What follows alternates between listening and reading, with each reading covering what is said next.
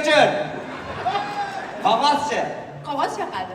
Qog'oz olib kelganmiz maktabimizda qog'oz tuguvdi. Kessak ishlatib yuribmiz. Printerga. Daftarlar ochinglar, doskaga cheslo bilan mavzuni yozamiz. Valla. Ruchka. İpi kechirasiz.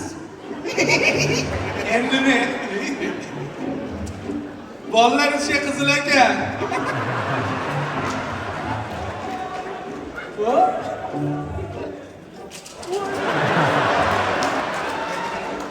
Bolalar keyinlar ruchka teramiz.